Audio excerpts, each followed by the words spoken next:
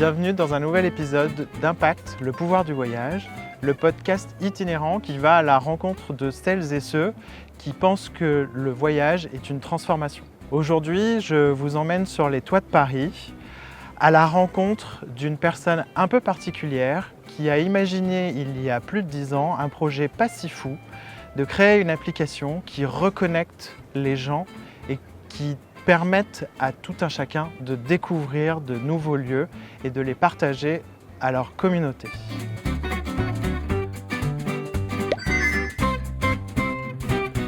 Comment allez-vous ? Je vais très bien, Pierre, et vous ? Ça va, merci beaucoup.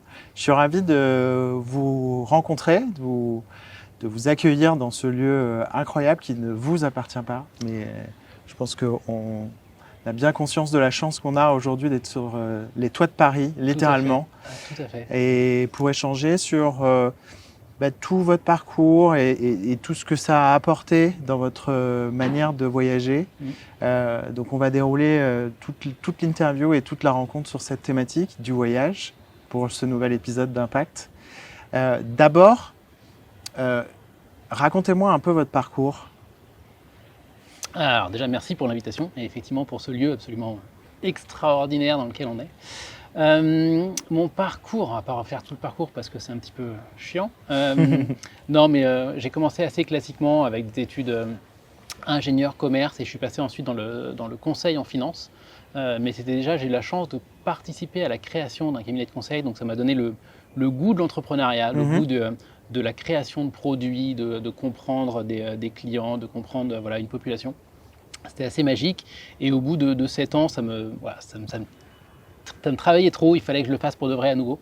Et donc du coup, je me suis lancé dans la création de Mapster, qui était un projet pas du tout prévu, mais qui m'est sorti un peu des tripes, et c'est presque mes amis qui l'ont sorti. Je pourrais en parler si ça vous intéresse. Oui, justement, alors ça vient d'où la genèse de ce projet qui aujourd'hui est bien installé et bien implanté. Comment ça vous est venu ?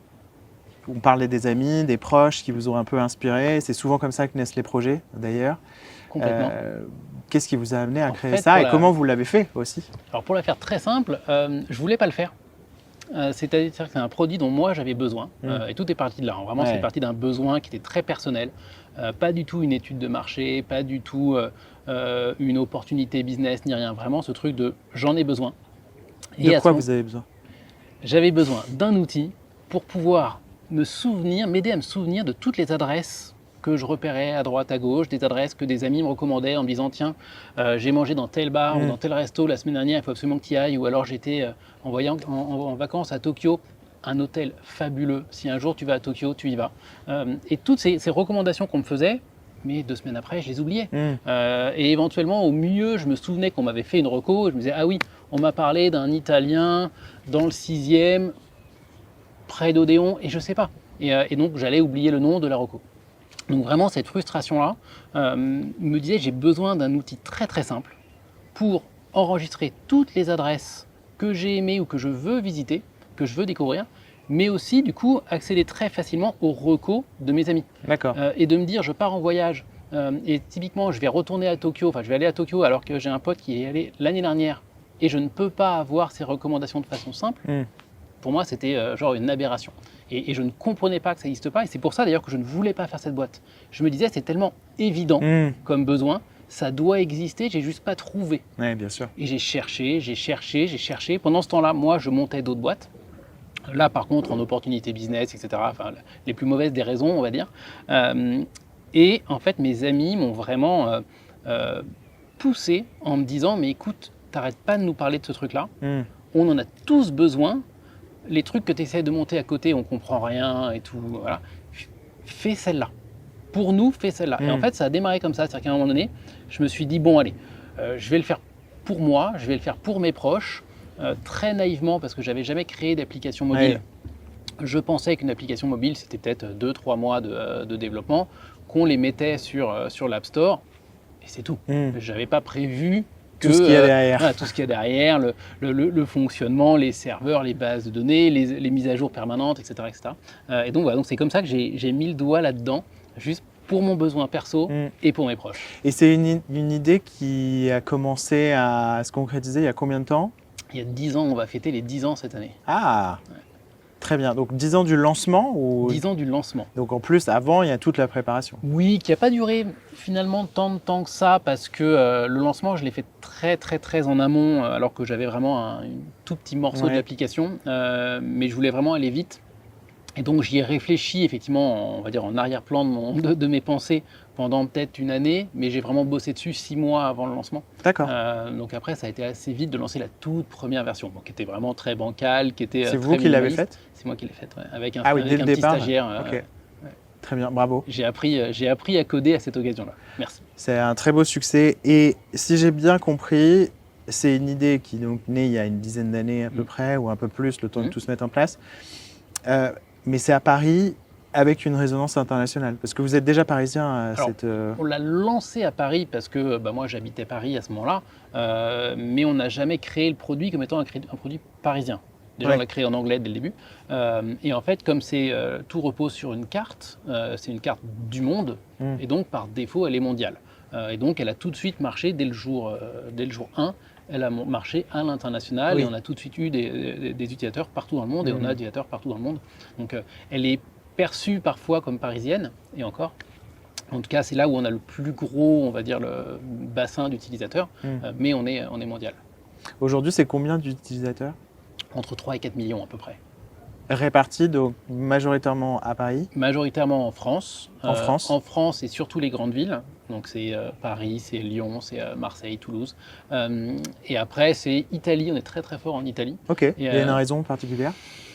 Pas particulièrement. Alors après nous on a essayé de le comprendre et on a vu qu'il y avait beaucoup d'influenceurs, de créateurs de contenu qui se le sont appropriés pour partager leur bonne adresse, quelque chose qui se fait énormément.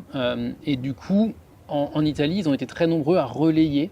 Et donc, on en a eu plus qu'ailleurs, et les gens ont plus suivi les recommandations des créateurs de contenu. Donc, ça a créé un deuxième bouche à oreille, une deuxième source de bouche à oreille. Et après, c'est Espagne, Angleterre, Belgique, États-Unis.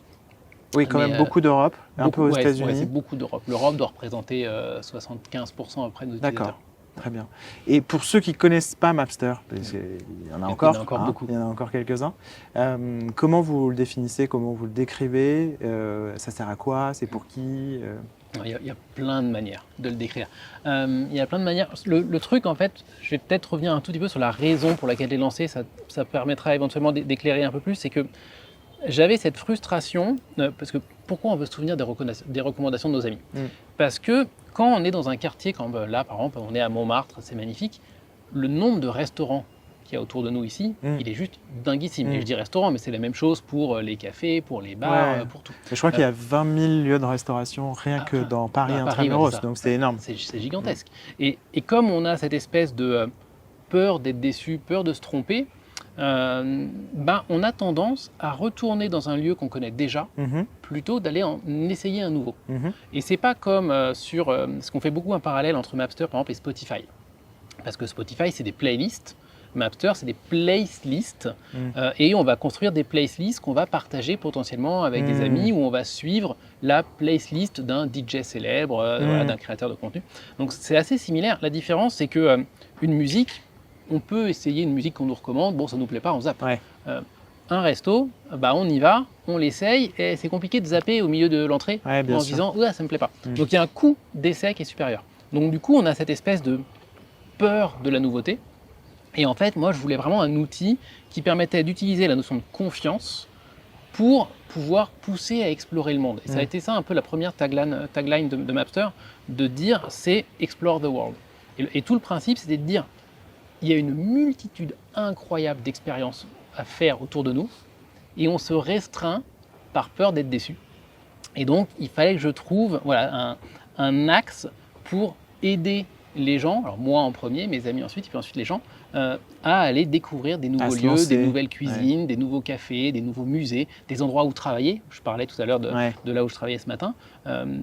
Moi, un de mes objectifs, c'est de montrer aux gens que non, on n'est pas obligé de bosser dans un bureau. On est encore moins obligé de bosser dans un espace de coworking pour tous ceux qui sont en télétravail, et qu'en fait, on peut juste bosser de à peu près tous les lieux. Et le nombre de restos, de brasseries, d'hôtels dans lesquels on peut travailler de façon beaucoup plus agréable en rencontrant des gens, c'est extraordinaire. Et pouvoir changer chaque jour de bureau, c'est quand même un luxe absolument infini. Donc voilà, c'était ça l'idée derrière. Mapster aujourd'hui, ça fonctionne comme un réseau social où on peut s'abonner à des personnes qui ne sont pas forcément nos proches. On peut s'abonner à nos proches, on peut envoyer des notifications à nos proches, on peut enregistrer sa propre liste de préférences et je crois qu'on peut la garder en privé ou la partager. Et on parlait de cet esprit aventurier que parfois, surtout sur les restaurants et en plus souvent en tant que Français, mais moi dans ma profession, je fais 80% de mon temps, c'est de la recommandation de restaurant, sauf qu'en face de moi, je ne connais pas forcément la personne.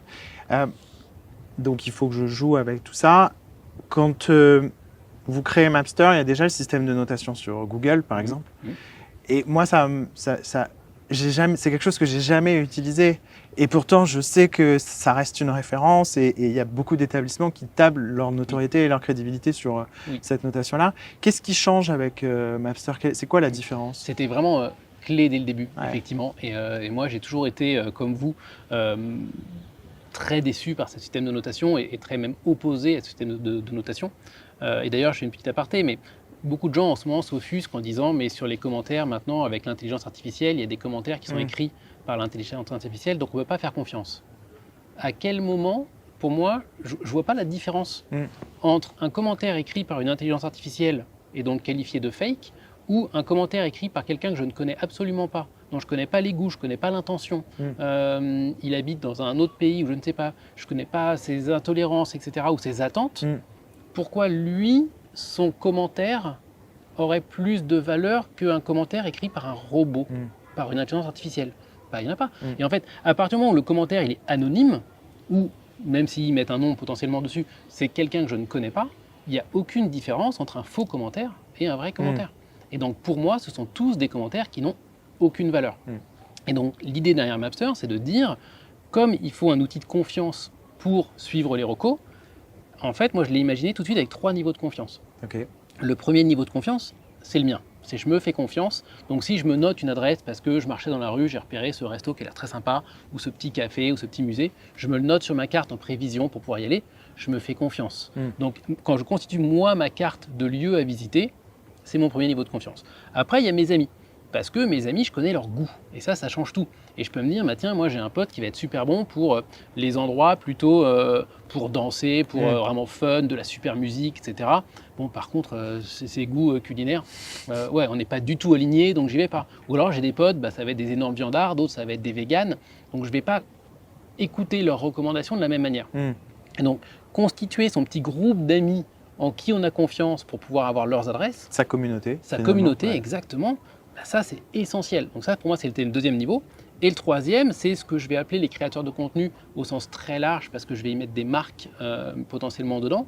C'est de dire, on a tous des gens ou des marques avec lesquels on est aligné en termes de valeur. Et donc on va dire, moi, ce créateur de contenu, j'adore ce qu'il fait. Je trouve que ses recos, elles sont ultra pertinentes. Je suis toujours d'accord avec lui une fois que je vais visiter. Donc, je vais prendre sa carte. Ou alors cette marque, je trouve qu'elle représente qui je suis. Par exemple, on peut en citer une, il y a les eaux le système de filtration d'eau Castelli. Que j'aime beaucoup. Ils ont une carte qui s'appelle l'eau à la bouche, une carte Mapster qui s'appelle l'eau à la bouche. Et c'est que des restaurants plutôt de type bistronomie qui ont une conscience, on va dire, écologique et qui du coup, font leur propre système de filtration.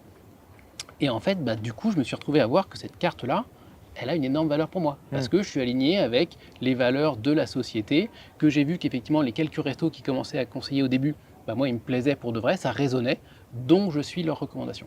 Donc en fait, juste pour reprendre ce que vous disiez tout à l'heure, on n'est pas tout à fait un réseau social. Moi, j'aime bien le terme anglais « not so social ». Donc on est un réseau semi-social, parce qu'on ne va pas suivre 500 personnes.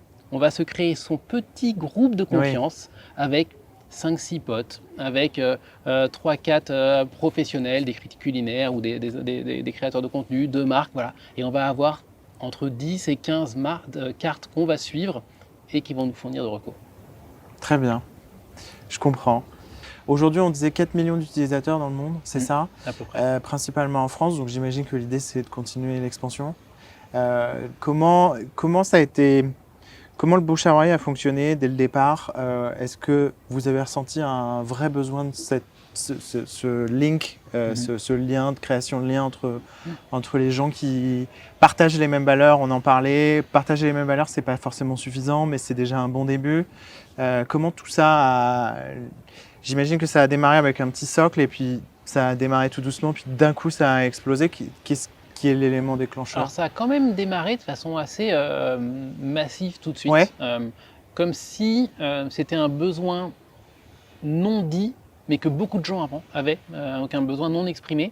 Et quand ils ont vu que ça arrivait, il y avait ce truc de enfin, bah oui, c'est évident, pourquoi personne ne l'avait fait avant?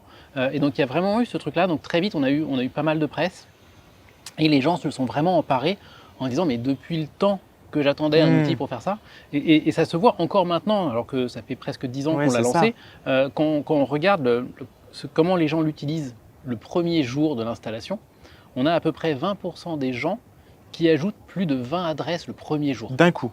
D'un coup. Et souvent, c'est quoi? C'est les adresses qu'ils ont envie de tester ou est-ce que c'est les adresses qu'ils ont déjà testées? C'est celles qu'ils adorent. Okay. C'est vraiment leur favori en se disant mais pour tous mes potes. Et en fait, je reboucle du coup avec le bouche à oreille, qui est que ce qui s'est passé très vite, c'est ces gens qui ont commencé en étant un peu addicts à la découverte de lieux, qui en ont plein, qui ont plein de lieux qu'ils adorent un peu partout et tout. Ils arrivent, là ils commencent à rentrer 20, 30, 40, 100 adresses très très très vite. Et ils ont un pote qui va leur dire ah au fait, le resto dont tu m'as parlé là, la semaine dernière, ou alors tiens toi qui as toujours des super recommandations, est-ce que tu connais, je cherche un resto pour mon anniversaire? Et ce qui s'est passé, c'est que les utilisateurs ont commencé à répondre à cette phrase extraordinaire de dire ah arrête, télécharge ma carte Mapster et arrête de me demander. Okay. Et en fait c'est vraiment ça ce qui s'est passé au début et qui continue à se passer, c'est ce côté un peu fatigue de arrête de me demander, télécharge Mapster, c'est beaucoup plus simple. Tu auras toutes mes recommandations, mon voyage, etc. etc. Et c'est ce qui ensuite est passé au niveau des influenceurs et des créateurs de contenu. C'est-à-dire que les créateurs de contenu ont fait la même chose, ils ont téléchargé d'abord pour eux, et en plus eux, dans le cadre de leur travail, pour ceux qui sont des créateurs de contenu plutôt lifestyle ou voyage, ils allaient marquer un petit peu justement à l'avance toutes les adresses qu'ils voulaient tester &co. Et quand ils recevaient des messages privés en leur demandant mais au fait, c'était quoi, t'as mis tes stories et tes réels là, de ton voyage à Vancouver, c'était quoi les hôtels, c'était quoi les restos dont tu as parlé, télécharger ma carte Mapster. Et du coup, les créateurs de contenu ont commencé à eux-mêmes partager Mapster sans que nous-mêmes on soit en contact avec eux, juste pour dire stop, arrêtez vos millions de DM et juste télécharger Mapster. Et donc c'est vraiment ça qui a créé ce bouche à oreille entre collègues, entre groupes d'amis, avec ce truc de voilà, regardez, il y a Mapster, donc arrêtez de me poser la question. Et donc c'est du digital qui permet de reconnecter ou de connecter tout simplement les gens. Alors moi je vais même un petit peu plus loin, qui est de dire c'est du digital dont le but du jeu est de passer du temps en dehors du téléphone en reconnectant les gens avec les lieux. Et en fait pour moi la connexion entre les gens elle se fait via les lieux. Et si on cherche à juste connecter les gens avec les gens, bah, c'est compliqué. Et s'il n'y a pas un lieu pour ancrer ça, pour créer une expérience commune, bah, ça marche moins bien. Et moi, mon objectif depuis le début, et c'est mon objectif vraiment qui m'a drivé sur les 10 années, c'est de dire je veux trouver un moyen pour que des gens aillent découvrir des nouveaux lieux, et là-bas, soit avec des gens qui connaissent déjà, soit en rencontrant des nouvelles personnes pour créer ce lien. Et c'est vraiment ça pour moi le cœur du truc, c'est cette reconnexion des gens avec des lieux, parce que c'est l'expérience, c'est comme ça qu'on vit une expérience. Bien sûr. Et on parle de lieux en général. J'imagine qu'il y a à l'intérieur de cette dénomination lieu, il y a une énorme partie, c'est des restaurants. Tout à fait. Et des bars, enfin, voilà, des lieux plutôt de partage déjà à la base, mais on va dire nourriture, boisson. Et à côté de ça, il y a tout le reste. Mais c'est quoi la proportion à peu près? Alors moi je fais toujours exprès justement de dire lieu parce que je veux pas que les gens pensent qu'il n'y a que ça, qu'il n'y a que des restaurants et des bars. Parce que c'est vrai qu'il y a beaucoup de gens qui se l'imaginent en étant que des restos. Et en fait non, c'est vraiment tout type de lieu, même des lieux qui ne sont pas des business. Ça peut être même un point au milieu de la mer parce qu'on sait que là c'est un spot de plongée de dingue. Et en gros, pour répondre à votre question, c'est à peu près 50% tout ce qui est commerce de bouche. Donc ça va être effectivement les restos, les bars, les pâtisseries, les salles de thé, les caves à vin. Après, on va passer dans la catégorie plutôt tourisme avec les hôtels et les musées. tout ce qui est après un peu plus sport, santé. Donc tous les lieux de sport, de surf, des terrains de tennis, etc. Ou tout le côté un peu plus wellness, les salles de yoga, etc. Et après, un effet long traîne absolument incroyable avec des gens qui détournent l'application. Ok. On ne peut absolument pas chiffrer, mais on a, je pense, à peu près entre 5 et 10% des gens qui nous utilisent à titre professionnel.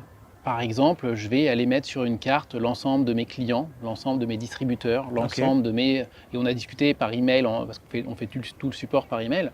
Donc on a plein de témoignages de gens qui nous expliquent comment ils utilisent. Et certains sont des profs d'architecture qui vont mettre en avant pour leur classe les différents spots de leur ville à aller voir. D'autres, ça va être des conducteurs de chantier qui vont dire... voilà. Et avec le système des tags, parce que chaque adresse, on peut les taguer de façon complètement personnelle pour vraiment créer son propre monde, sa vision du monde. Ils vont dire, celui-là, le statut, c'est un client déjà signé, pas encore signé, lui, c'en est un qui ne paye pas. Et donc, quand ils vont organiser leur tournée commerciale, ils vont aller voir le client qu'ils doivent signer aujourd'hui, mais potentiellement, ils vont juste aller dire bonjour à tous ceux qui sont autour, parce que ça leur permet de faire du relationnel, etc.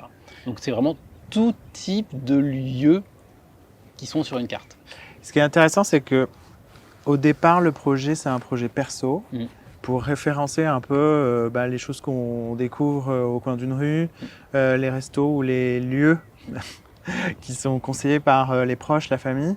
Et finalement, c'est devenu quelque chose pour partager. C'est presque plus pour soi, c'est plus pour partager ses meilleurs endroits, ses meilleurs restaurants, le dernier bar. Moi, ça m'est arrivé de l'utiliser aussi en voyage, effectivement, en spotant des lieux que j'avais envie de visiter, que je n'ai pas forcément visité, mais c'est aussi pour avoir l'alerte que si je passe à côté, ça me le signale et comme ça, je peux faire un petit détour. Mais cette notion de partage, de créer du lien, elle est hyper intéressante justement dans cette notion de voyage qu'on exploite aujourd'hui. Comment vous, ça a impacté votre façon de voyager forcément aujourd'hui? Est-ce que vous le préparez plus, moins? Est-ce que ça n'a rien à voir? Parce que, on l'a compris, vous n'êtes pas issu de ça. C'est un projet qui tombe sur vous un peu comme une évidence. Et justement, c'est tellement évident que pourquoi personne s'en est occupé avant. Mais c'est toujours comme ça que naissent les plus grandes idées. Donc ça a forcément dû changer votre façon de faire, de voir le monde et de voyager. Oui, je dirais même de faire, de voir le monde, de voyager et d'être. Ça a changé beaucoup de choses. Alors déjà, à l'origine, effectivement, ce projet, il est aussi né, comme je le disais, parce que je n'avais pas la capacité de retrouver les recommandations de mes potes de façon très simple. Et donc, mes recommandations de mes potes pour les voyages. Et typiquement, moi, à l'époque, j'aimais bien préparer mon voyage, donc je me faisais mes petits listings de lieux absolument à voir, sauf que je n'avais pas d'outils, justement, pour les enregistrer. Donc c'était complètement archaïque, c'était des listes, c'était des post-it, enfin voilà, les guides de voyage papier, les trucs qui se perdent, etc., qui ne sont pas géolocalisés sur une carte, donc avec tout le chantier et tout le bordel, excusez-moi du mot, que ça représente.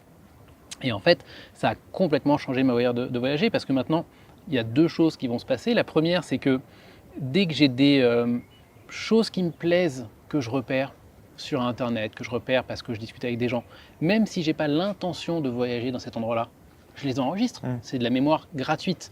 Donc en fait, on me parle d'un château incroyable à Édimbourg. Ok, je l'enregistre. Je me dis au cas où, j'en sais rien. Et donc, vous avez combien de données moi, à titre perso, sur ma carte, moi, j'en ai pas énorme. J'en ai à peu près 2200, quelque chose comme ça. Ou 2300. C'est quoi la moyenne, d'ailleurs? Alors, la moyenne doit être à peu près à 200 ou entre 150 et 200. C'est pas mal. Ce qui est déjà pas mal. Mais les heavy users, les utilisateurs les plus gros, ils sont à 20 000, 25 000, 30 000. Ah ouais. Donc, je suis très loin d'être un des plus gros utilisateurs de mon appli. Donc, moi, je dois tourner à 2200. Mais j'ai des adresses. En plus, on peut faire du tri. C'est-à-dire que c'est pas parce qu'on a enregistré une adresse qu'elle reste ad vitam. On peut la passer en privé, la passer en public, l'effacer parce que c'est fermé, par exemple. Donc, oui. Et puis les filtrer par tag, parce que je peux mettre, ça c'est un resto avec terrasse où je peux travailler, donc je peux cumuler. Et donc en fait, en fonction de ce que je recherche, ok, je peux arriver sur une carte avec plein d'adresses. Par exemple, moi j'en ai 2000, mais déjà les 2000, elles sont partout dans le monde. Donc quand je zoome, si je vais, je sais pas moi, je vais à Toulouse, je vais regarder, je vais voir qu'à Toulouse, j'en ai peut-être que 50. Et en fonction de ce que je cherche, déjà parce 50 que à Toulouse. et si je cherche plutôt une cave à vin ou un bar à vin pour le soir, je vais utiliser mon tag bar à vin. Et du coup, je vais en avoir nettement moins. Donc, en fait, la multitude d'adresses ne gêne pas. Mais par contre, c'est vrai que ça va me permettre d'enregistrer les adresses à Melbourne alors que j'ai pas de voyage à Melbourne de prévu, etc. Donc c'est vraiment cette... Juste au cas où. Juste au cas où. Donc ça, c'est la première façon dont ça a changé, on va dire, mon appétence au voyage.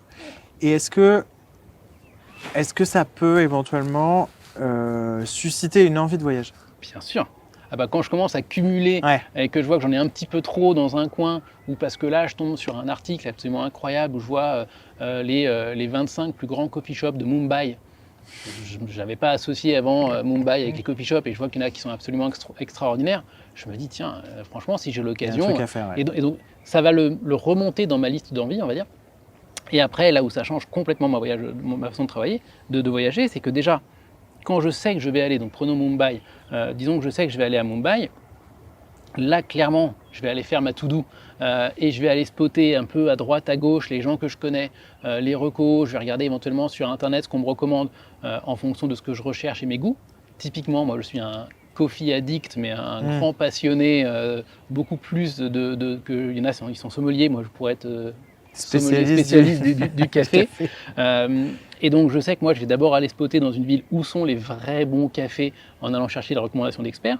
Du coup ça va me permettre de choisir mon logement en fonction des lieux que j'ai déjà enregistrés, en me disant je veux que ça soit intelligemment placé pour pas non plus avoir à faire des trajets complètement dingues. Donc je vais choisir en fonction de ça.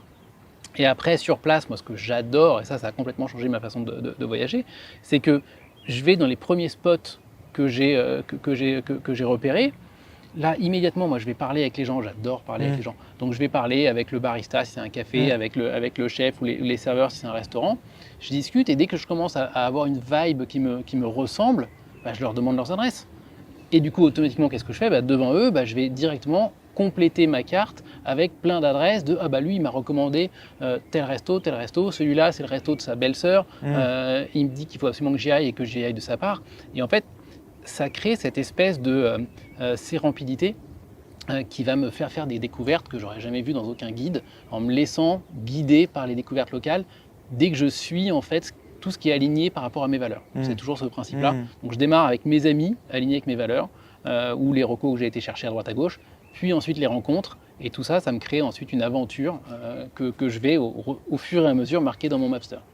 C'est quoi, vous parlez beaucoup de connexion et de rapprochement à vos valeurs. C'est quoi vos valeurs aujourd'hui ?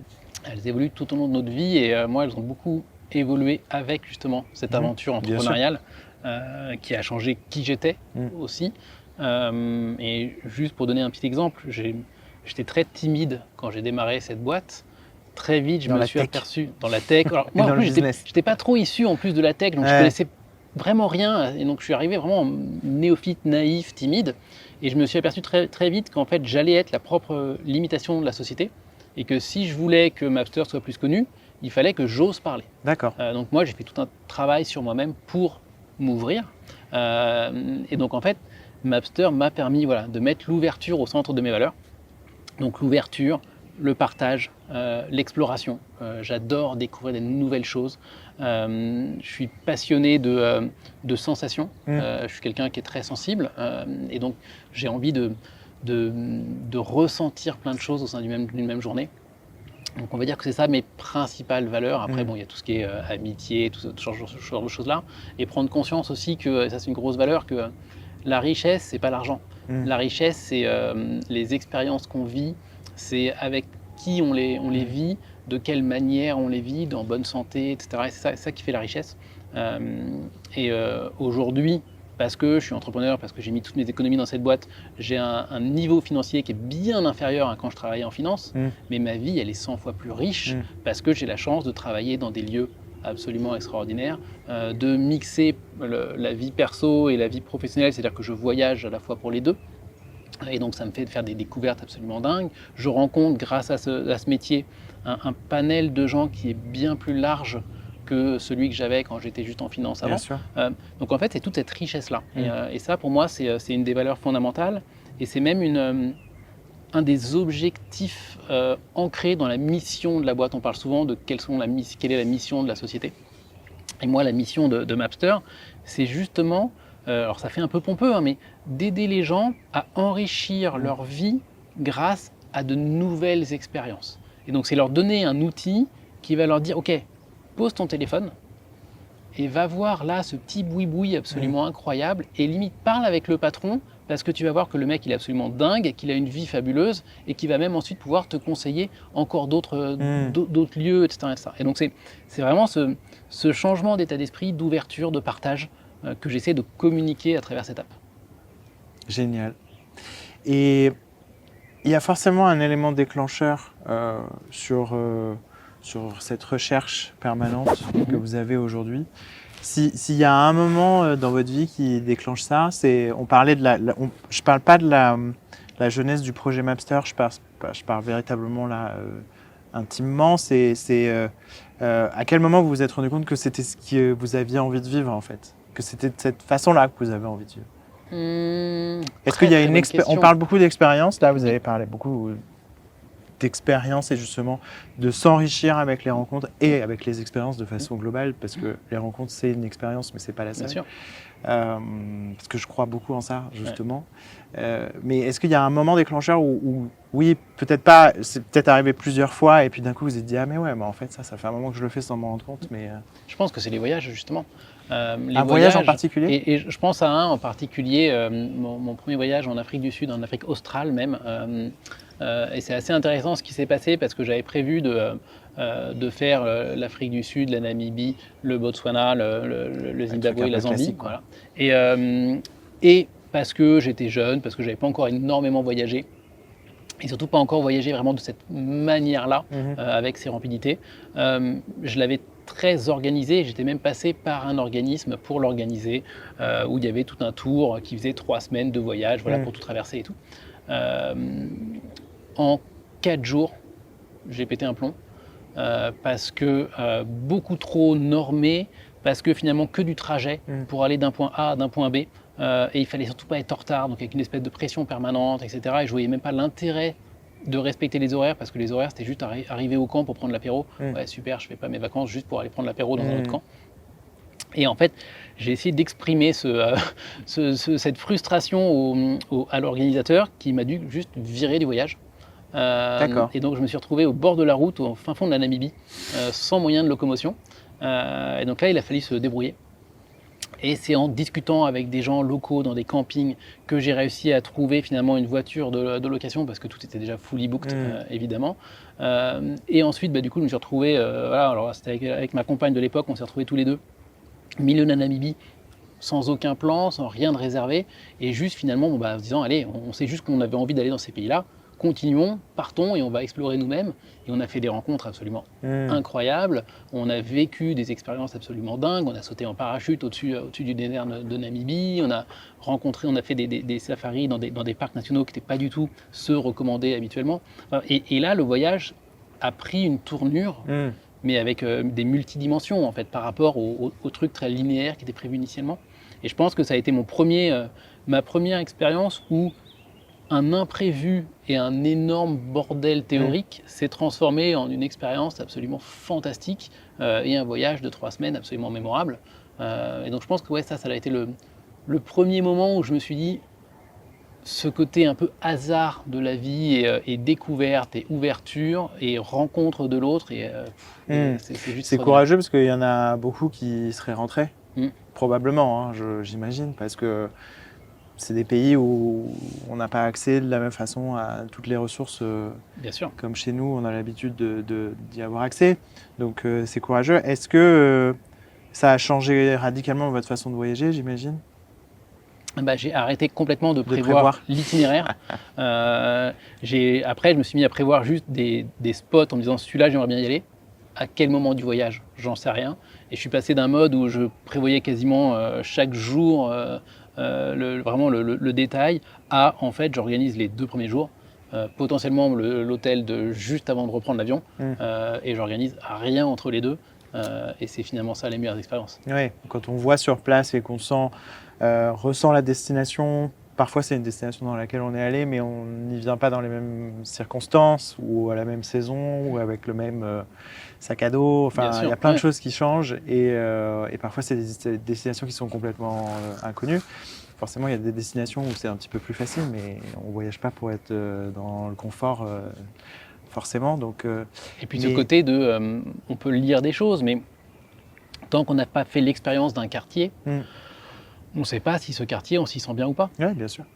Et donc en fait, en allant visiter, en allant se perdre un petit peu, là on découvre qu'en fait ce quartier-là, il est juste absolument dingue et que passer une semaine là, on a carrément trop envie. Ou à l'inverse, non, j'avais prévu une semaine, mais en fait là c'est pas agréable du tout. Ouais. Et donc en fait, je vais changer les plans, quoi. Et avoir cette espèce de flexibilité-là, c'est juste extraordinaire. C'est quoi la prochaine destination? Peut-être Mumbai. D'accord. Ouais, j'y pense de plus en plus. Ouais, je me dis que ça pourrait être... Ça serait la première fois en Inde? Ça serait la première fois en Inde. Et qu'est-ce qui fait que ça n'a jamais été une destination jusqu'à découvrir cet article avec les 50 meilleurs coffee shops? Parce que je me suis toujours dit que c'était une destination que je ferais quand j'aurais vraiment beaucoup de temps, en mode 3 mois ou quelque chose comme ça, parce que c'est un pays qui est tellement gigantesque. Et du coup, j'avais ce côté un peu, je ne sais pas trop par quel bout le prendre. J'avais pas envie de faire le côté juste purement touristique, tout bête. Donc je voulais quand même quelque chose d'un peu plus immersif. Et puis voilà, les circonstances font que j'ai peut-être une opportunité de loger une semaine ou 10 jours à Mumbai, et du coup finalement sans sortir de Mumbai, mais c'est pas grave, et d'avoir une première expérience de l'Inde juste sur un endroit donné, et avec des gens que du coup qui pourront un peu me montrer le pays.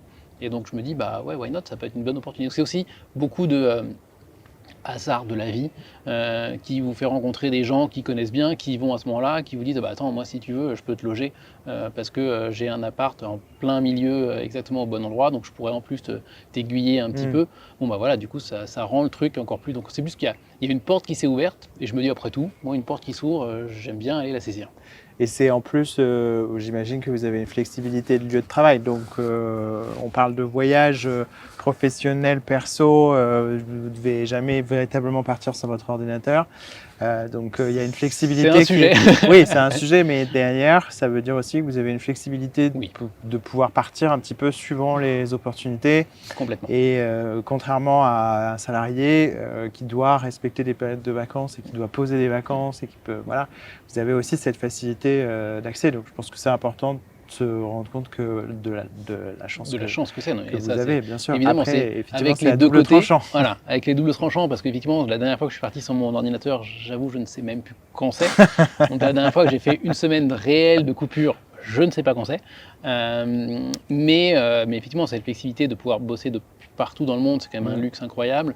Il n'y a que le décalage horaire qui peut potentiellement poser parfois des problèmes. Et c'est vrai que j'ai passé beaucoup de temps en Californie. La Californie, par rapport à la France, pour parler aux équipes et tout, ça reste plus compliqué. L'Inde, c'est 4 heures. Il n'y a pas tant que ça. Donc il n'y a vraiment pas tant que ça. Donc en plus, c'est très facile. Donc effectivement, cette flexibilité-là, que j'ai finalement de façon très locale, de dire je peux en permanence, chaque matin, décider du lieu où je vais travailler, je peux le faire à l'échelle un peu plus internationale, de dire ce mois-ci ou cette semaine-ci, d'où est-ce que j'ai envie de travailler. Et ça, c'est quelque chose qui est, en termes d'enrichissement personnel, c'est fabuleux. Oui, bien sûr. Si vous deviez citer qu'un seul voyage, alors j'imagine que celui Afrique du Sud est un élément marquant, donc ça doit forcément être quelque chose qui vous tient à cœur, mais est-ce qu'il y a un autre voyage qui vous a marqué? Ça peut être, on va essayer de rester sur du positif, mais ça peut être aussi quelque chose qui vous a fait dire « Ah, c'est pas du tout comme ça que j'ai envie de voir les choses ». Il y en a tellement, c'est compliqué. Ma première fois à Tokyo, ça a été une révélation. Mais même de façon plus sobre, on va dire, et moins exotique. Et pour revenir sur ce thème un peu de hasard qui fait bien les choses, la dernière fois que j'ai été en Toscane, je suis un amoureux de l'Italie. Et la dernière fois que j'étais en Toscane, justement, j'avais repéré un petit itinéraire. Et la semaine d'avant, j'avais booké deux, trois hôtels. Manque de peau, il y a un hôtel qui me lâche au tout dernier moment parce qu'ils ont fait du surbooking et finalement, ils ne peuvent pas m'accueillir. Je me retrouve au milieu, j'étais assise au milieu de la Toscane sans hôtel. Je me dis, je vais où? Et en fait, je découvre vraiment par hasard sur une des cartes que je suivais sur Mapster qu'il y a un agritourismo que personne ne connaît, il n'a même pas encore de notes sur aucun des sites ni rien. Je les appelle, ils ont une chambre pour ce soir-là. J'y suis allé et j'ai rencontré, du coup, je suis tombé amoureux de ce lieu. J'y ai passé 15 jours au lieu d'y passer une seule nuit. J'y ai rencontré des gens absolument dingues qui sont devenus des amis. Et du coup, j'ai passé 15 jours en Toscane absolument fabuleux. et qui ils m'ont en plus du coup fait visiter en vélo autour. Voilà, et encore une fois, d'un échec, Ouais. d'une erreur ou d'une déception, ça a ouvert la porte à une expérience absolument dingue et mémorable. Et ça, pour moi, c'est ça ce petit, le petit goût tu vois, du voyage qui est. Ouais. Ouais. Après, c'est plus général que le voyage, parce que quand on chute un peu, il faut savoir se relever. En voyage, c'est encore plus compliqué, parce qu'on n'est pas dans notre zone de confort, on n'est pas dans notre quotidien. Donc, il y a parfois la barrière de la langue. Je suis parti à Madrid il n'y a pas très longtemps, je parle très peu espagnol, et c'est vrai que tout de suite, on ne s'en rend pas forcément compte, parce qu'on imagine que tout le monde parle anglais. Et parfois, on arrive dans un magasin ou dans un restaurant, et il y a ce petit moment où... Mais finalement, c'est les moments qui doivent nous enrichir et nous permettre de sortir de cette zone de confort et de ressortir encore plus enrichi. Oui. C'est très inspirant en tout cas. Merci et c'est ce beaucoup. truc un petit peu de ouvrir les yeux. Oui. Et on oublie parfois, et je dis pas du tout ça comme une leçon, hein, mais moi ça m'est arrivé d'oublier d'ouvrir les yeux. Ouais. Et voilà, il y a quelque chose qui nous arrive, un hôtel qui nous lâche, ouvrons les yeux, regardons ce qu'il y a autour de nous. Et je vous le disais ce matin en arrivant, j'ai pris le métro pour la première fois depuis des années, parce que de par mon travail, j'ai ce luxe aussi de pouvoir, comme je choisis où je travaille, je peux prendre le temps d'y aller autrement, et donc d'y aller soit en vélo, soit à pied, et je fais mes calls par exemple pendant que je marche. Et juste ouvrir les yeux quand on marche dans Paris, ça change complètement l'expérience de Paris. Et c'est pour ça que maintenant je m'interdis de prendre le métro, parce que ce bonheur de redécouvrir Paris tous les jours, parce que finalement à chaque fois que j'ouvre les yeux, je vois des immeubles différents, des balcons différents, des monuments différents, mais je voyage dans ma propre ville. Et ça, c'est absolument extraordinaire. C'est exactement ça. Merci beaucoup Sébastien. On va terminer cet entretien, mais comme je le pose la question à tous mes invités, je voudrais savoir si, après tous nos échanges, est-ce qu'il y a une personne à qui vous aimeriez passer le micro, passer le relais en quelque sorte, que j'aille rencontrer. Ça peut être une personne que vous connaissez, une personne qui vous inspire de manière globale. Est-ce que vous avez une idée ? Vous me prenez de court. Là, comme ça, la question, le vrai sujet, c'est plutôt qui choisir. Il y a une personne à laquelle je pense qui est évidente, parce qu'en plus, elle a un art de raconter qui est fabuleux. C'est Jessica Trefontaine, une amie qui est aussi amoureuse de l'Italie et des voyages, et qui est amoureuse de l'amour de la vie. Et donc, je trouve que son approche du voyage et son approche de la découverte des choses, et beaucoup dans le ressenti, qui est d'ailleurs le nom d'un podcast qu'elle anime. Et donc du coup, je trouve que son approche de la découverte est assez magique. Donc typiquement, Jessica, même si elle est peut-être un peu trop connue, j'allais dire, mais ce serait quand même une très belle personne à interviewer. Très bien. Je serais ravi. Merci Pierre. Merci beaucoup Sébastien.